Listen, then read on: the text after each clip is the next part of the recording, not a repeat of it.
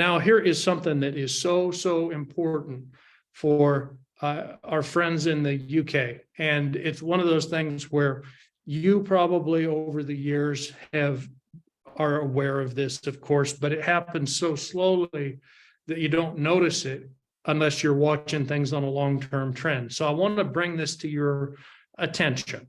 And I am not trying to predict the exchange rate. I'm not trying to suggest what you should do. I'm simply showing you some information, and I want you to think about it, about if you feel comfortable holding British pounds long-term. Because a lot of investors in the United Kingdom, they are so used to thinking in pounds, and they're so used to thinking of, I'm getting an 8% or 10% or 12% rate of return on my investments, but it's a pound denominated investment, that they may not be thinking about how much they could be missing out on if the exchange rate moves against them, because they're kind of insulated there and they're thinking in that way. So after Bretton Woods agreement in World War II, at the end of World War II, the British pound had a buying power of $4. So you could take one British pound and you could buy 4 American dollars. And then you notice if you went to 1967, the British pound got weaker and the American dollar got stronger. Now one British pound only buys $2.40 US.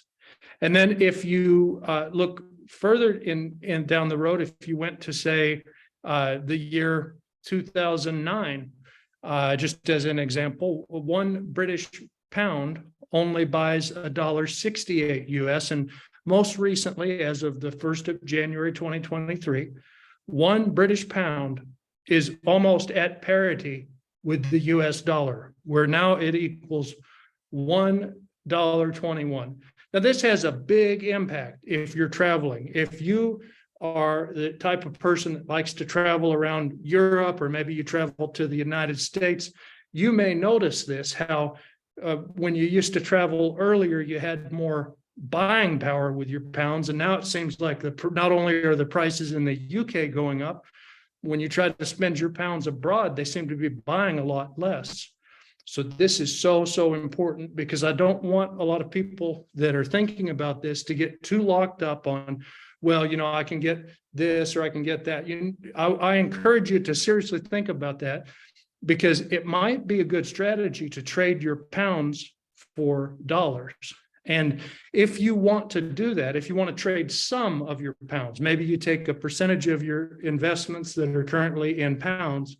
And if you feel like, hey, I don't know that I like the long-term history of what's happening here, maybe it would be a good idea to reduce my exposure to the British pound. If you want to reduce your exposure to the British pound, Alamo Mortgage Holdings has a solution for you. Boy, do